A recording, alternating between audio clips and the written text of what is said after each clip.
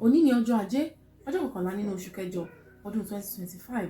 Ó tó àkókò fún ìwé ọ̀run ṣíṣí, ìwé ìtọ́ni ojoojúmọ́ fún ìdàpọ̀ tímọ́tímọ́ pẹ̀lú Ọlọ́run, eléyìí tí a ti ọwọ́ olùṣọ́ àgùntàn Enoch Ayédáre Adébóyè kọ. Àkórí wa fún tòní ni máa fi kún un nígbà gbogbo, apá kìíní. Àkóso rẹ̀ wà nínú ìwé Máàkù orí 14 ẹsẹ̀ 38, eléyìí tí ó kà báyìí pé ẹ máa ṣọ́nà kí ẹ sì máa gbàdúrà kí ẹ má bàa bọ́ sínú ìdánwò, bí ó tilẹ̀ jẹ́ pé ẹ̀mí ń fẹ́ ṣùgbọ́n ó ṣe àìlera fún ara. Bíbélì ká wà nínú ìwé àwọn ọba kìíní orí 19 ẹsẹ̀ 1 sí 4. Ní ibi Bíbélì ká ti òní, lẹ́yìn tí Èlíjà ti pe iná sọ̀kalẹ̀ lórí òkè Kámẹ́lì, ọ̀pọ̀lọpọ̀ okun ló ti jáde lára rẹ̀, ó sì nílò láti tún ṣe àfikún. Ó ṣeéṣe ó ṣẹ̀ṣẹ̀ ṣẹ́gun kan tán, ìṣọ́jú sì ti bẹ̀rẹ̀, ṣùgbọ́n ó sọ̀kalẹ̀ lórí òkè láti rí pé Jísébẹ́lì jẹ́ ẹni tí kò yí padà bíi ti àtẹ̀yìnwá ni. Àmọ́ ṣá, nítorí pé ìfàmìróyàn tó wà lórí rẹ̀ ti dínkù, kò lè kojú rẹ̀, torí náà ó sálọ. Nígbà mìíràn, àwọn ènìyàn yóò ṣe àwọn iṣẹ́ ìyanu ńlá pẹ̀lú ìfàmìróyàn tí wọ́n sì rò pé ó ti tán síbẹ̀, ṣùgbọ́n láìpẹ́ lẹ́yìn tí wọ́n bá ṣe tán, wọ́n máa rí i pé àwọn nǹkan míì tó nílò ìfàmìróyàn dúró.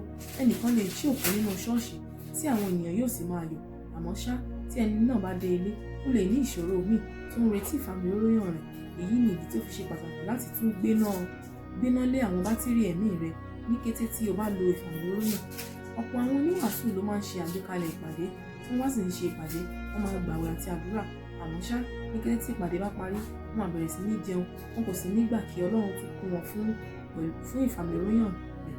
Ní Sunday tó bá tẹ̀lé, àwọn ènìyàn máa rí i pé kì í ṣe ẹni tó ṣètò ìpàdé lọ́sẹ̀ tó kọjá tó tún ṣiṣẹ́ ìránṣẹ́, nítorí pé ìfàmìróyàn ti dínkù, a kò sì tíì fi òmíràn dípò.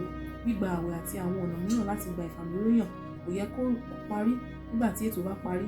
Wọ́n yẹ kí ó jẹ́ ọ̀nà gbígbé ìgbésí ayé ni. Lẹ́yìn àwọn àsìkò iṣẹ́ ẹ̀mí tó ga níbi tí a ti lo ọ̀pọ̀lọpọ̀ ìfàmìróyàn, ó ṣe pàtàkì láti tún kún pẹ̀lú dé ìpele tó wà tẹ́lẹ̀ tí kò bá lè jù bẹ́ẹ̀ lọ. Olùfẹ́, o gbọ́dọ̀ jẹ́ ẹni tó ní ìfura tó sì mú yányán nígbà gbogbo, nítorí pé o ní ọ̀tá tí kìí sinmi. Ó máa ń rìn káàkiri bíi kìnìún, ó ń wá ẹni tí yóò pajẹ. Ṣé ó ṣeéṣe ní ìṣẹ́gun tó ga? Ṣé o ṣẹ̀ṣẹ̀ ní ìṣẹ́gun tó ga kan?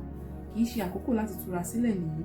Ó jẹ́ àkókò láti padà sí ibi ìkọ̀kọ̀ láti tún ara rẹ ṣe àti láti ṣe àfikún. Ó tó àkókò láti sọ ọkàn rẹ pẹ̀lú gbogbo ìhámọ́ra kí o lè nípa kí o sì wúlò fún ètò Ọlọ́run tó ń bọ̀. Bíbélì ṣe àkọsílẹ̀ àwọn ìṣẹ̀lẹ̀ tó pọ̀ níbi tí Jésù ti lọ sí ibi ìkọ̀kọ̀ láti tún ara rẹ̀ ṣe. Fún àpẹẹrẹ, lẹ́yìn iṣẹ́ àkànṣe tó ṣe ní Máàkù orí 1 ẹsẹ̀ 24, ẹsẹ̀ tó tẹ̀lé sọ pé ó lọ sí ibi ìkọ̀kọ̀ láti gbàdúrà. Ó jẹ́ àwòkọ́ṣe tó dára jùlọ fún wa, a sì gbọdọ̀ ṣe bẹ́ẹ̀ láti máa jẹ́ ẹni pàtàkì nínú ìjọba Ọlọ́run. Kókó ọ̀rọ̀: lẹ́yìn gbogbo ìṣẹ́gun, fà sẹ́yìn lọ sí iwájú Ọlọ́run láti tún ara rẹ̀ ṣe fún àfikún.